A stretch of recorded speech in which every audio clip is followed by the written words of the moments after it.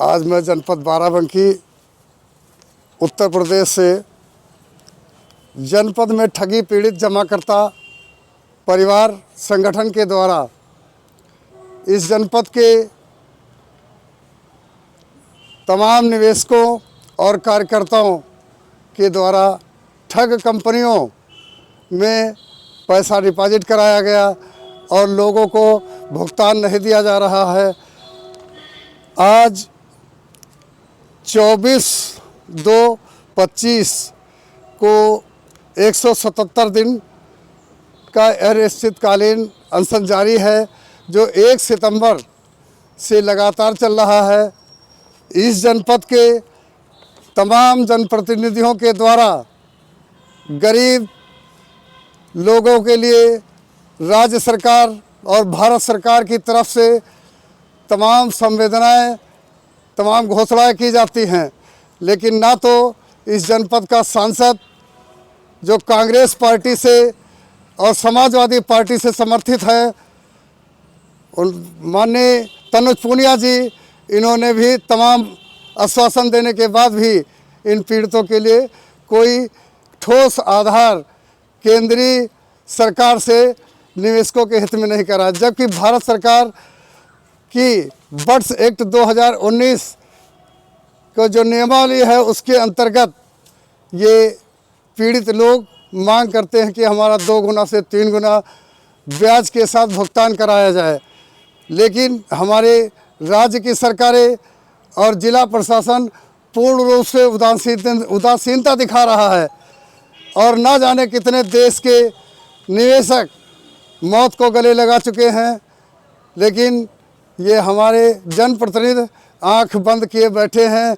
इसमें पक्ष और विपक्ष सभी दलों के नेता आंख मूंदे हुए हैं। ये केवल इन पीड़ित लोगों का वोट के समय ही इस्तेमाल करते हैं और घड़ियाली आंसू बहाते हैं। ऐसी स्थिति में मैं एक बार इस YouTube चैनल के माध्यम से ये बताना चाहता हूँ कि समस्त जनप्रतिनिधि जनपद बाराबंकी के वो इन निवेशकों के हित के लिए राज्य सरकार, केंद्र सरकार में इनकी समस्या को उठाए और बहुत जल्द भुगतान कराए, नहीं तो आने वाला भविष्य का चुनाव इन पार्टियों के, इन नेताओं के हित में नहीं होगा। चूँकि देश का निवेशक अब जाग चुका है, वो अपनी बच्चों के लिए, अपने परिवार के लिए अपना जान देने के लिए तैयार है। तो इस सरकार को भी अपना समझ लेना चाहिए कि अब सत्ता तुम्हें छोड़नी पड़ेगी। मान ली मदन लाल आज़ाद जी पूरे भारत में इस संगठन के माध्यम से संघर्ष कर रहे हैं और मेरा यही निवेदन है कि आप सभी लोग नारा बोलिए, भारत माता की। इन पीड़ितों की आवाज को जिला प्रशासन बहुत जल्दी वंदे मातरम लड़कर लेंगे, प्रदेश सरकार को पहुंचाए। भुगतान करो या सत्ता छोड़ो, भुगतान करो या सत्ता छोड़ो,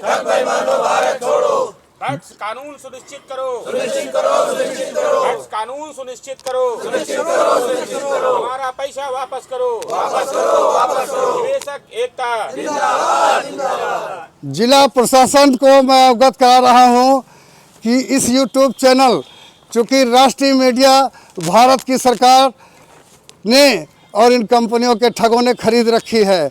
ये छोटे छोटे यूट्यूबर साथी ही आवाज़ उठाते हैं और जिला प्रशासन जितनी जल्दी हो सके प्रदेश सरकार जितनी जल्दी हो सके केंद्र सरकार को इन जन समस्याएं तुरंत पहुंचाए और अनिश्चितकालीन असहयोग आंदोलन जो है इसको बहुत जल्द समाप्त करें। लेकिन भुगतान करो या सत्ता छोड़ो का नारा यहाँ चल रहा है और ये हमारे भाई महामंत्री जी यहाँ पर उपस्थित हैं और शायद जो कोषाध्यक्ष भी राम कुमार गुप्ता जी जिलाध्यक्ष हैं, लायक राम वर्मा जी संयोजक है, वो किसी जनपद अन्य में गए हुए हैं इसी संगठन के कार्य में, और मैं इन साथियों से चाहता हूं कुछ अपनी बात रखें। सर, मैं निवेशक हूं, कार्यकर्ता भी हूं। भारत सरकार ने जो बर्ड्स एक्ट कानून लागू किया है इस पे अमल नहीं कर रहा है। हम लोग ये चाहते हैं बर्ड्स कानून एक्ट के तहत जो हम लोगों का पैसा जमा हुआ है हमारे लोगों को पैसा दिया जाए, हमारे साथ न्याय किया जाए। नहीं तो हम लोग इस धरना प्रदर्शन से उठेंगे नहीं। जब तक मेरा भुगतान नहीं शुरू होगा हम लोग धरने से नहीं उठेंगे, चाहे यहाँ हमें कुछ भी करना पड़े। वैसे भी हम लोग 177 दिन हो गया यहाँ पड़े हुए हैं, 24 घंटे यहाँ जो है पड़े हुए हैं। घर बार बाल बच्चे सब कुछ त्याग करके यहाँ हमको अगर कुछ भी करना पड़े, जान भी देनी पड़ेगी, तो हम लोग यहाँ से नहीं पीछे हटेंगे। सर मैं जानना चाहता हूँ, यहाँ जिलाधिकारी जनपद बाराबंकी में जी साहब स्थानांतरित होकर आए हुए हैं, इन्होंने क्या कोई पहल किया है? सर पहल इतना हुआ है कि सिर्फ ऑफलाइन जो आवेदन पत्र है वो लिया जा रहा है जी। अभी तक बताया गया था कि ऑनलाइन आपका 2 दिन में चालू हो जाएगा। 2 दिन से आज मेरे ख्याल से 90 दिन लगभग हो गया है, चालू नहीं किया गया जी जी, जैसा कि बताया गया था। आप लोगों के द्वारा जिले के सांसद को ज्ञापन दिया गया?